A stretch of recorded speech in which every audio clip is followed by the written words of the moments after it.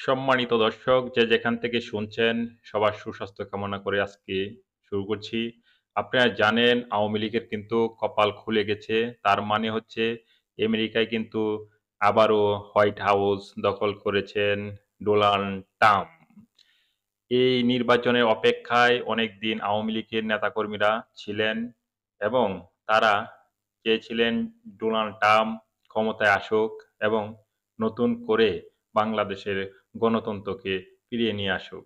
সে বিষয়ে আজকে কথা বলবো যে ডোনাল্ড ট্রাম্প কত দূরে এগিয়ে আছেন এবং আমেরিকার ৪৭তম প্রেসিডেন্ট কিভাবে হলেন ডোনাল্ড ট্রাম্প। আপনারা জানেন ইলেকটোরাল ভোট একটা ফ্যাক্ট ছিল আমেরিকার নির্বাচনে ডোনাল্ড ট্রাম্পের ক্ষেত্রে, যে অনেকে বলেছিল যে যদি ডোনাল্ড ট্রাম্প কোনোভাবে পাস করে ভোটের মাধ্যমে তাহলে ইলেকটোরাল ভোটের কারণে ফেল হতে পারে।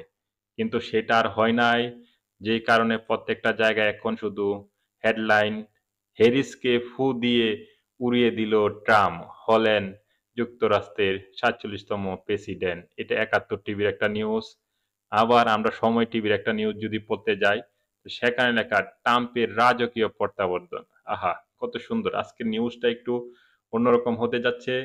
আপনারা যারা আশা হারিয়ে ফেলেছিলেন, যারা আওয়ামী লীগ করেন, ছাত্রলীগ, যুবলীগ এবং অন্য সংগঠন করেন, যারা চিন্তা করেছিলেন বাংলাদেশে ইউনূসের যে পাকিস্তানি মনোভাব, যে ইউনূস এই দেশটাকে রাজাকারের হাতে তুলে দিয়েছে, তো সেটা আর হচ্ছে না।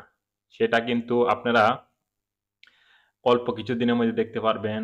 তারা কিন্তু এখনই বুঝতে পারছে যে তাদের অবস্থা খারাপ হয়ে যাবে। সেইজন্য কিন্তু তারা অলরেডি পদক্ষেপ নিয়ে নিয়েছে। আপনারা জানেন যেসব সমন্বয়ক কুকুরের মতো ঘেউ, ঘেউ করতো প্রতিদিন, সেসব সমন্বয়ক আজকাল কিন্তু একদম চুপ হয়ে আছে। হ্যাঁ?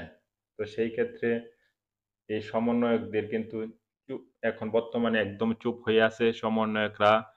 এখন আগের মতো ঘেউ, ঘেউ করে না। তার কারণ হচ্ছে যে তারা দেখতে পেরেছে যে ট্রাম্প ক্ষমতায় আসবে এবং আপনারা জানেন ট্রাম্প কিন্তু আওয়ামী লীগের পক্ষে ইতিপূর্বে একটি মেসেজও দিয়েছে, মানে ফেসবুকে পোস্ট দিয়েছে যে বাংলাদেশের একটা অসাম্প্রদায়িক সরকার, যেটা অবৈধ সরকার হিসাবে ডক্টর ইউনূস দেশের শেখ হাসিনাকে বাইডেনের হস্তক্ষেপে শেখ হাসিনাকে এই বাংলাদেশ থেকে সরিয়েছে।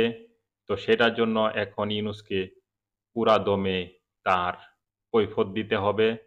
প্রত্যেকটা স্টেজে কিন্তু ডোনাল্ড ট্রাম্প এগিয়ে ছিলেন।